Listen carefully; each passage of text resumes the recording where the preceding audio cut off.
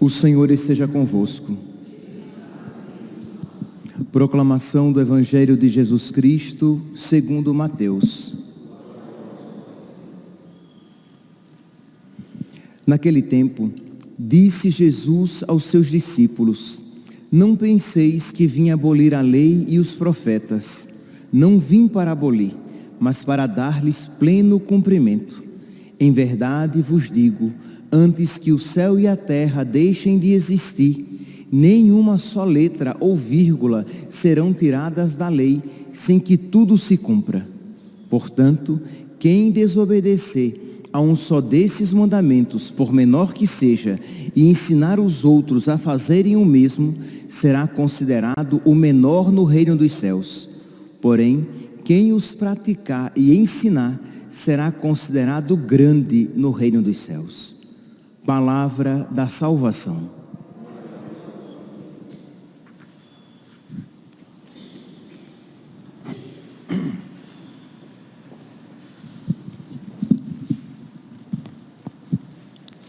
Caríssimos irmãos e irmãs, na primeira leitura de hoje, retirada da carta aos Coríntios, São Paulo faz uma afirmação que pode nos parecer estranha no primeiro momento.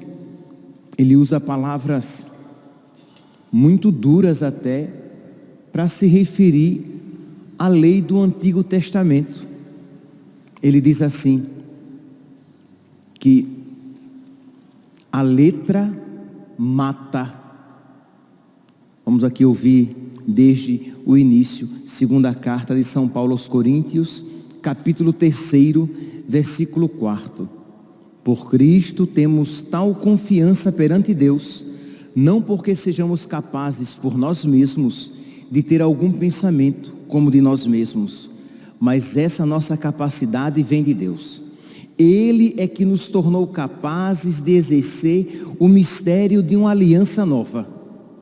Aí vem, esta não é uma aliança da letra, mas do Espírito. Ele está se referindo à antiga aliança, aquela aliança que Deus fizera com Abraão, Isaque e Jacó, e que depois ele confirma com Moisés. Então, não é uma aliança como da letra, mas é a aliança que comunica a vida. Pois ele diz, pois a letra mata, mas o Espírito comunica a vida. Ora, meus santos,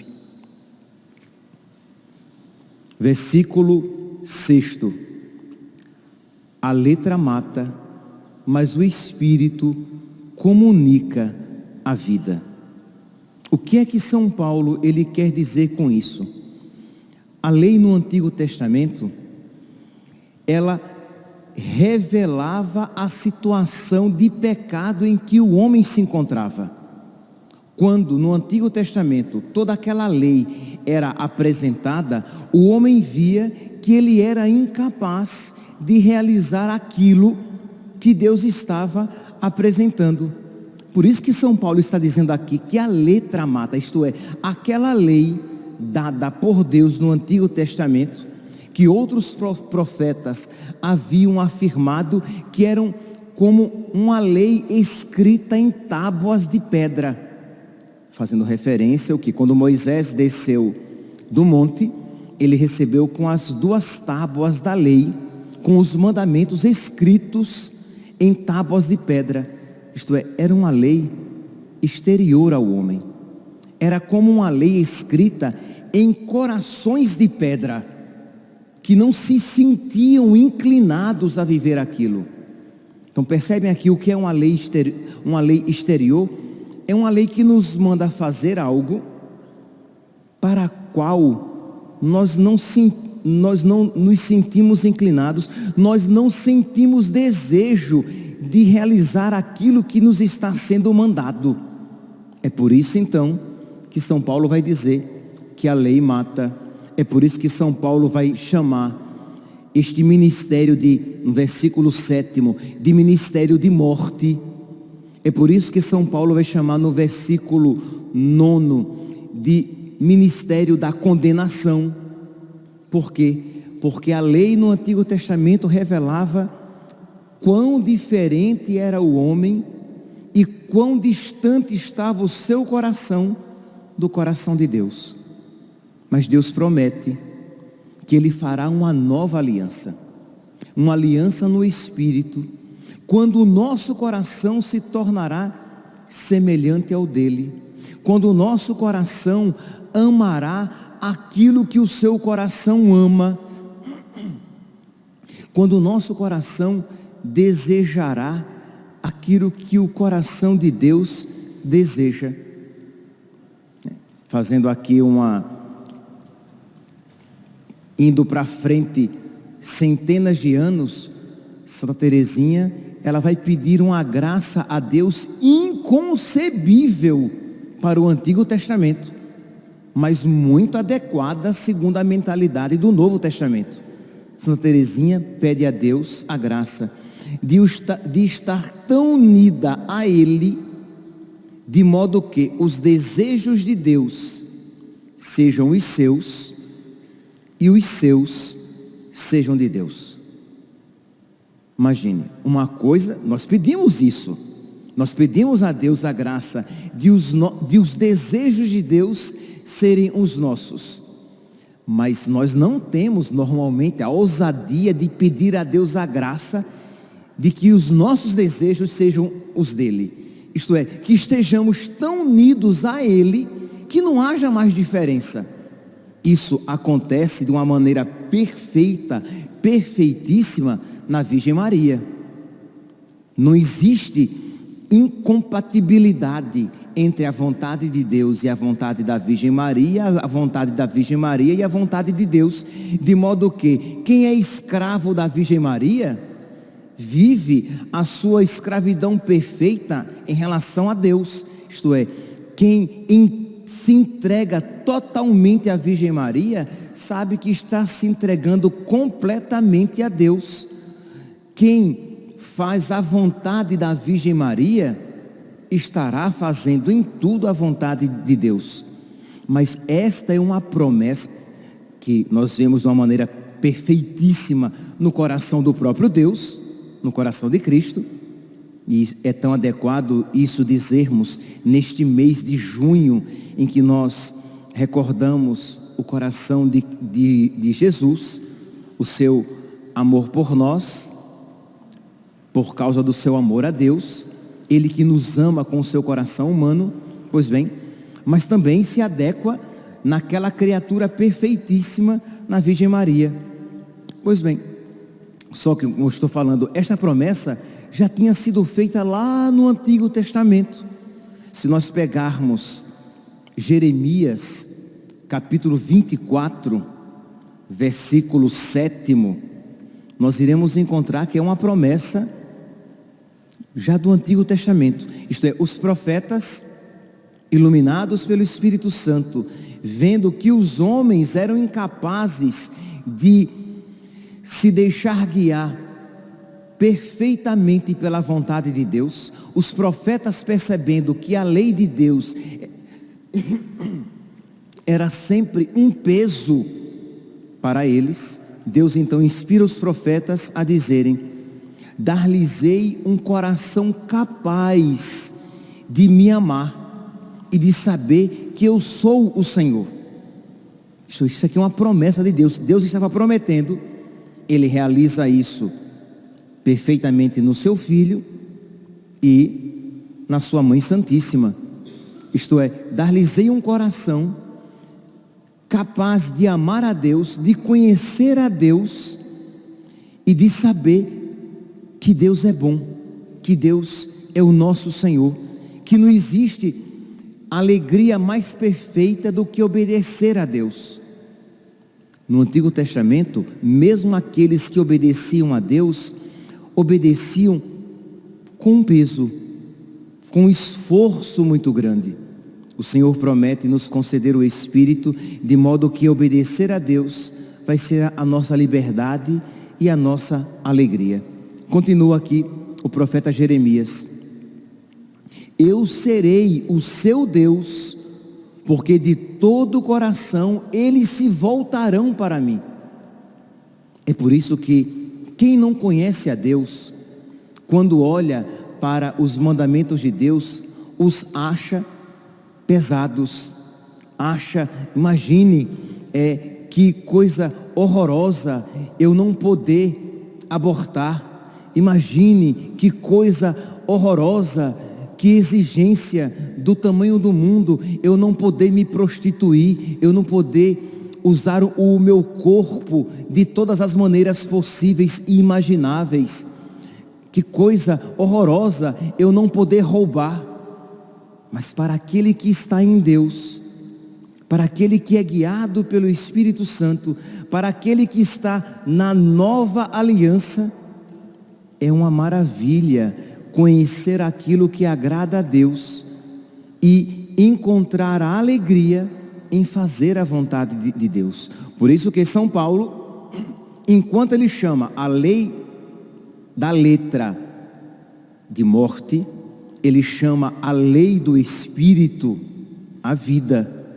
Enquanto ele chama a lei do Antigo Testamento de ministério de condenação, porque o homem via que era incapaz de viver tudo aquilo que a lei mandava, ele chama a nova lei de ministério da justificação.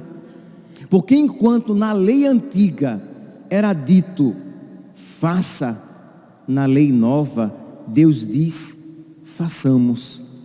Enquanto na lei antiga o homem se sentia obrigado a fazer algo para o qual ele não sentia inclinação, na lei nova ele percebe que o seu coração ama e deseja aquilo que é amado e desejado por Deus. O meu alimento é fazer a vontade do Pai. E isso que Jesus disse é para nós também. Isto é, quanto mais unidos a Deus estivermos, com mais verdade e profundidade nós diremos: o meu alimento é fazer a vontade de Deus, a minha alegria é fazer a vontade de Deus, a minha satisfação é fazer a vontade de Deus. É por isso que quando nós ouvimos, quando nós lemos aquilo que os santos disseram, que eles queriam se configurar perfeitamente à vontade de Deus e fazê-la e amá-lo até as últimas consequências, se nós estivermos fora do Espírito de Deus, nós iremos dizer: que loucura, que exagero. Imagine Santa Teresinha, que pede todos os sofrimentos, que queria viver todos os martírios, e você ouve isso e diz: que exagero, que loucura. Você não consegue compreender, porque você está fora do coração de Deus. Mas quando você está dentro do coração de Deus, quando você está mergulhado no Espírito, você percebe a beleza de viver esta vida amando a Deus plenamente e com todo o seu ser até as últimas consequências. Então não é mais um peso, mas é uma liberdade, libertar-se de si mesmo e das suas vontades para fazer em tudo a vontade de Deus. Por isso que Santo Agostinho vai dizer o quê? Que a medida do amor é amar sem medidas, porque ele quer amar a Deus até as últimas consequências. E repito, se nós estivermos fora do Espírito de Deus, ou nós repetiremos isso como uma fórmula morta, apenas decorada, no sentido mais fraco da palavra decorado, ou nós diremos isso com pavor e temor, mas não com alegria de dizer: eu quero amar a Deus até as últimas consequências. Aquele que estiver mergulhado no Espírito, nele não haverá uma outra vontade senão amar a Deus, de dizer: eu sou do meu amado, o meu amado é meu. É isso o que o profeta Jeremias está dizendo, que quando Deus enviar o seu Espírito, Ele realizará isso em nós, nos dará um coração novo, um coração capaz de conhecer e de amá-lo, que nós seremos o povo dele e ele será o nosso Deus, e que nós nos voltaremos a ele de todo o nosso coração. Imagine o que é, meus santos, dizer isso, o que é uma pessoa voltada para Deus de todo o coração. É alguém que ama a Deus com todo o seu coração, com toda a sua alma, com todo o seu entendimento. É alguém que não reservou nada para si, mas tudo deu a Deus e encontrou em tudo isso a alegria. Por esses dias, vocês sabem que eu fui visitar um padre amigo lá na Cartucha, e uma pessoa, ele não é nem cristão, ele é pagão mesmo. Ele me segue no Instagram e viu a postagem lá, me viu a foto, e ele não sabia nem que católico, que existiam monges no catolicismo. Ele é pagão. Eu fui explicar tudinho, dizer que existem monges e existem várias classes de monge, e expliquei em que consistem os cartuchos. E ele ficou horrorizado com aquilo. Ele ficou horrorizado com aquele tipo de vida, com aquela prisão de alguém ter uma vida tão inútil como aquela. Com todo respeito, ele usou essa palavra. Ele disse que ele não viu utilidade nenhuma de uma pessoa viver trancada numa casa. E eu tentei explicar, mas eu vi a dificuldade dele, porque ele estava na carne. Quando aqui eu falo ele estava na carne, eu não estou falando que ele estava no pecado. Não é a isso que eu estou me referindo. Eu estou falando que ele estava olhando para aquela realidade espiritual a partir das realidades naturais. E São Paulo diz que o homem natural não compreende as coisas espirituais. Isto é, se nós não mergulharmos nas realidades espirituais, se nós não contemplarmos a partir da luz de Deus as coisas de Deus, nós não as compreenderemos. Então, falar de uma pessoa que se inclina totalmente para Deus, se volta totalmente para Deus e vive somente para fazer a vontade de Deus, para quem está fora do Espírito de Deus, isto é loucura. Eu vou dar um exemplo bem pobre,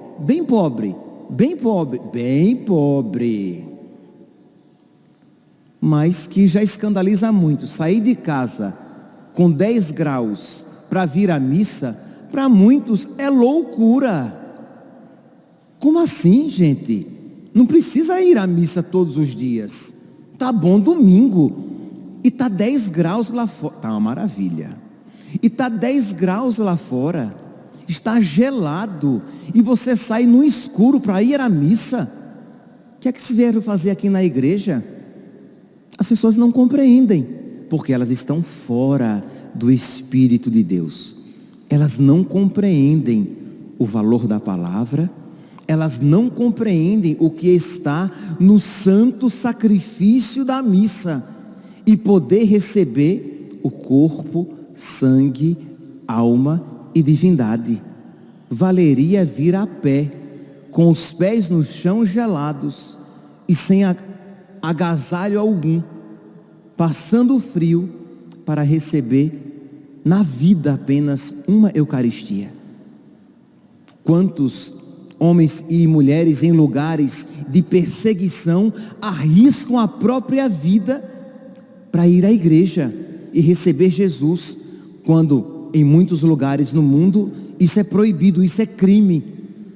Para quem está fora do Espírito de Deus, não compreende, mas para quem está mergulhado no Espírito de Deus, ver a beleza e a necessidade e a alegria de poder isso fazer. Então, meus irmãos, É isso o que nós precisamos pedir a Deus, pedir a nosso Senhor, que Ele nos conceda o seu Espírito, para que transforme o nosso coração, para que nós vivamos com alegria a lei de Deus, para que eu lia no domingo uma oração de Santo Ambrósio, que ele chamava os mandamentos de Deus de doces cautérios. E eu dizia, é doce porque vem de Deus, porque nos faz o bem. É cautério porque de alguma maneira ele nos arde, ele nos queima. E Santa Teresinha fala de cautério suave. Mas lembrando, o que é que cauteriza? A soda cáustica, ela cauteriza. O nitrato de prata, ele cauteriza.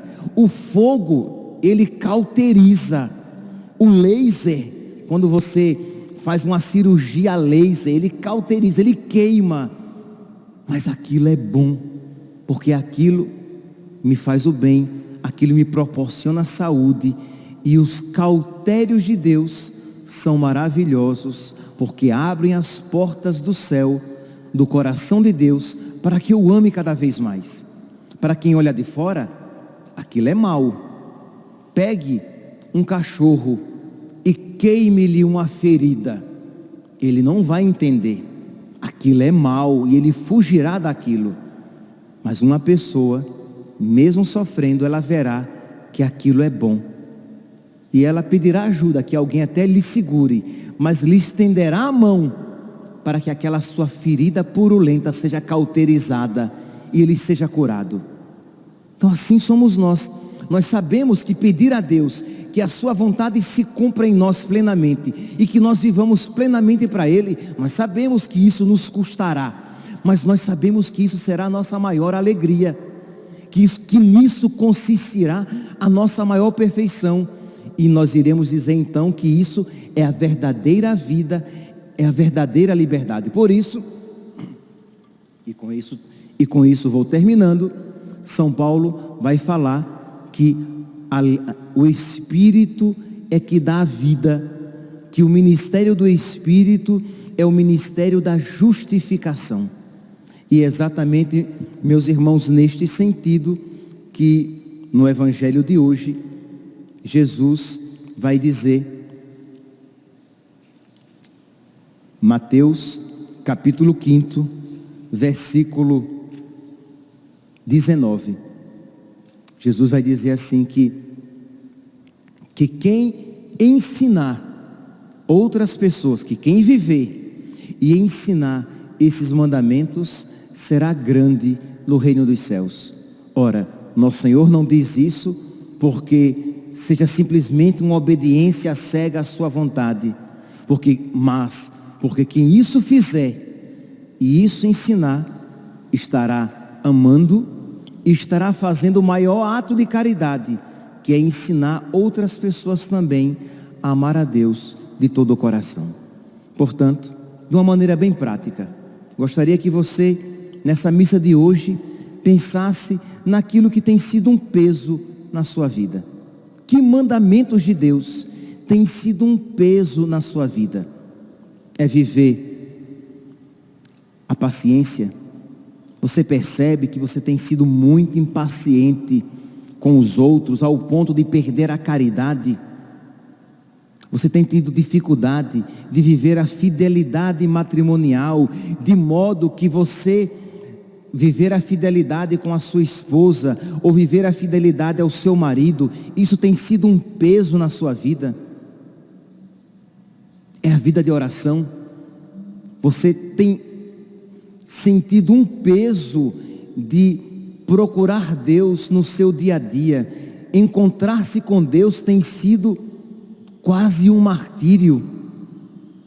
É a pobreza. Você vive pensando em dinheiro, em melhorar a sua vida em melhorar a sua vida financeira, em crescer a sua conta bancária, e você percebe que isso tem até lhe tirado a paz.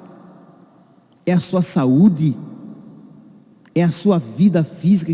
Você tem medo de adoecer, Você vive preocupado de como será a sua vida quando você envelhecer.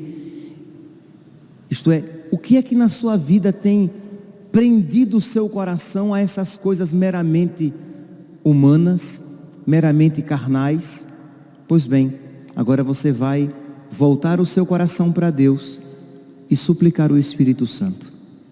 Você vai voltar o seu coração para Deus e pedir a nosso Senhor a graça de você viver com os olhos voltados para Ele. Você vai pedir a Deus a graça da liberdade de amá-lo acima de todas as coisas. Você vai pedir a nosso Senhor a graça de ter um coração totalmente dele, que o ame, capaz de conhecê-lo e saber que Ele é o seu Senhor. Outra passagem que eu não cheguei a me referir é em Ezequiel 36, versículo 26, que fala a mesma coisa. Você pode até pegar depois esse versículo e fazer a sua oração pessoal. Fica fácil de decorar. Ezequiel 36, 26. E Deus promete, por meio do profeta Ezequiel: dar-vos-ei um coração novo, e em vós porei um espírito novo. Enquanto você percebe que você é guiado e motivado apenas pelas coisas mundanas, e por mundanas aqui, compreenda primeiramente as coisas naturais: ganhar dinheiro, ter saúde, ter uma vida boa, uma vida confortável, comprar um carro, ter filhos. Não sei quais são as coisas naturais que movem a sua vida. Pois bem, peça a Deus um coração novo e um espírito novo que mova a sua vida, principalmente, para as coisas espirituais.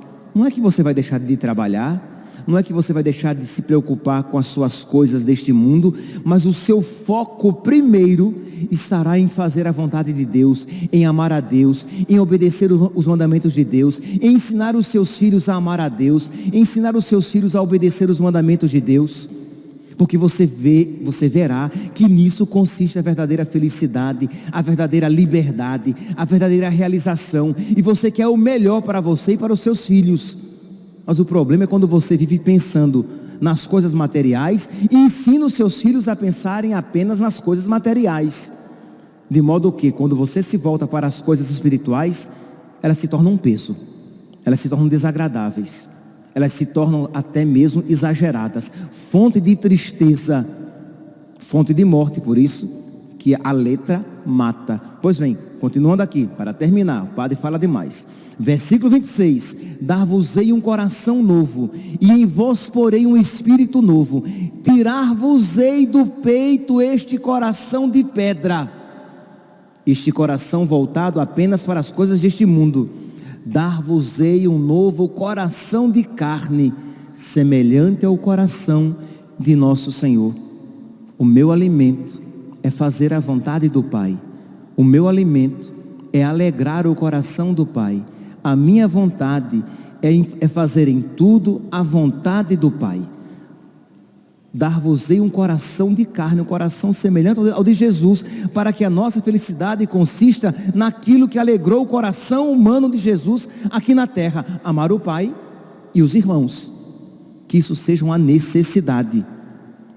Versículo 27, dentro de vós meterei o meu espírito, fazendo que ameis as minhas leis, fazendo com que conheçais as minhas leis.